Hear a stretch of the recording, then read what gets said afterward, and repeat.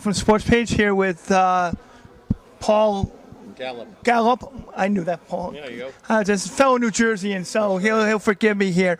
Paul, I got to tell you, it's been a great 2 days here. Very exciting. Another 10 guys inducted into the Hall of Fame, a great thing. Where do you see the Cape Cod League going as far as next year? What are some of the things that you're already planning? We're looking at some interesting things relative to the schedule. We're probably going to have 2 doubleheaders, which we've never scheduled doubleheaders. They'd be early on in the season, and both games would be 7-inning games. The playoff format, we might go to 8 teams in the playoffs, and the reason behind that is last year, because of the weather, a lot of the teams really hurt financially because of the weather, and I think that was probably the final straw because there's so many people here in August. By the time our season is over, everybody's leaving, but the people are still here. So to get 8 teams in the playoffs, it gives nobody a bye. It gives every team in the playoffs at least an opportunity for 1 home game. That 1 home game could make or break a season for a franchise. So we think it's kind of cool, and we're looking at that now, and we expect to announce a schedule, probably in January. Oh, excellent. Now, let me ask you, Paul, you mentioned finances. We've seen the Cape Cam League, for example, suffering. What kind of impact has the economy had on the Cape Cod League? Has that been a concern of yours, and has there been any impact from that as far as teams? No, there hasn't been any impact at all. I would say last year our attendance numbers were probably off about 10%, and I would say that the team's financials seem to indicate that their 50-50 drawings, their merchandise sales, their food sales were probably off by about 10%. It's fairly consistent with what we've been hearing around the country in terms of the economy. But the teams are financially run quite well. It's not wasn't a banner year for income for them that they like, and it makes things a little tighter. But in terms of going forward, no impact. Well, you're very lucky, and we're very fortunate because it is pure baseball. And what Greg was saying, and some of the other inductees, it is the last stop of pure baseball. And let me ask you this: how about the jobs, finding jobs for players and stuff? Has that been a difficult thing? No, because a lot of the kids aren't necessarily looking for a job, so they work in the camps. The communities have been very supportive in terms of providing jobs for those that need it. But once upon a time, there was an NCAA rule saying that the kids had to work summer jobs. I think it was 24 hours a week, which is quite a bit. Now there's no requirement. So those that want to work, we're able to find jobs for them, and then those that don't want to, well, then that takes care of itself. Okay. Let's ask you, Paul, obviously the rain played a big part last year. There's not much you can do about it. Your guy there did a tremendous job to get the games in after, despite that complication. Is that something that you're trying to figure out now, a way as far as your scheduling, because of that possibility again? No. The worst season we had was 06 when we lost 34 games that we had to reschedule. This year, going to 65, of course, was insane. But we were able to get it done. Everybody, the teams, the general managers, the coaches, were all supportive in all the stopgap measures we put in to take the strain off their pitching staffs. So we won't do anything different. We'll make the same kind of schedule, and that schedule will have no off days.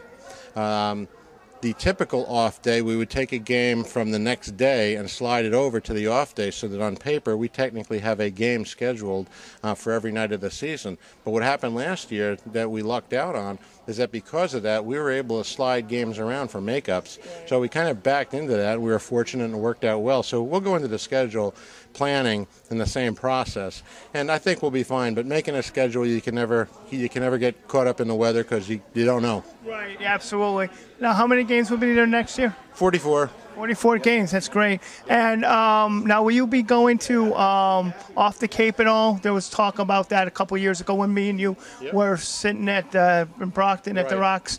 Yep. So I was just wondering, that's something Cape Codders down here are kind of sacred about, which you can certainly understand about keeping it down here. Do you see you guys expanding to Taunton or some of these other places that we were talking about a couple of years ago? You mean for games or for actual games? Yeah, for games. I think what you'll see this year is there is discussions going on with the Red Sox relative to the All-Star game again, and I think you'll see Falmouth host another game on the Vineyard. and that could very well be against Hyannis, but that hasn't been determined. Other than that, there's no plans at this time to go down to New Bedford or go up into Plymouth, or we used to go over to Nantucket once a year too. So at this point, there hasn't been any requests from any of the franchises to schedule a home game at those venues. Now, Paul, what are some of the things? Obviously, you're overrunning things as a commissioner, but what are some of the main things that you do as a commissioner? Because it's more than just overseeing the baseball operations. It's seeing a lot of different stuff. You want to talk a little about that?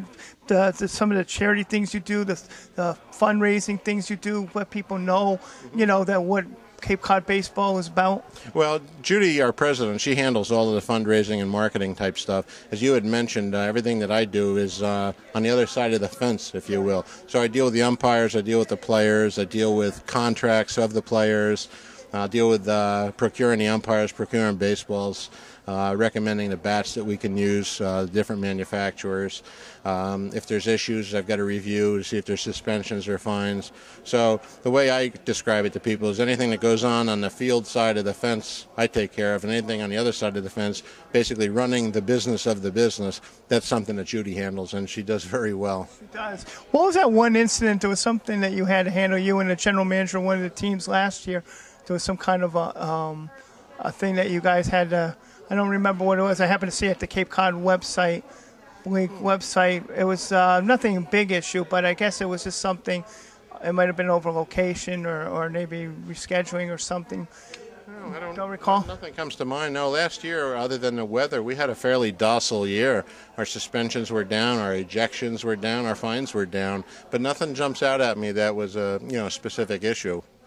Well, I got to tell you, this is definitely pure baseball. I mean, this is baseball at its best. In a game that you see that's kind of been marred by steroids in the major leagues and stuff like that, and different stuff like that. It's great to see these kids because they play with the heart. And if you want to see pure baseball, and it's not certainly going to not cost you the kind of money it would at Fenway, and it's a great thing. Yeah. So I can't emphasize enough for people to come down and see the Cape Cod Baseball League. It's pure baseball. Just one quick other question. Any relations now with any of the major leagues? Have they talked about tying in with you guys? Well, they're a major sponsor of ours, and they have been for a long time. And they give us feedback and suggestions, but no, they let us do our thing. And I mean relations as far as drafting or getting kids? No, I think in a perfect world, if you talk to scouts, they would probably say we'd prefer you not bring in juniors. And the reason why they do that is those kids they're draft eligible. Right. And they could have been drafted. Right. And when you get into the negotiations after a draft, there's a lot of posturing. Yeah. And if the kid doesn't like what they're offering, he's going to go, never mind, I'll go play in the Cape for the summer. Right. And if we didn't have a spot here for him, well, then that kind of takes care of some of the negotiation. But we don't get involved in that. We bring in whoever we think is the right kid at the time, and so far so good. Excellent. So come on down next year for Cape Cod baseball, pure baseball at its best. Thanks, Paul. Always appreciate it. Appreciate it. Thanks. Appreciate it.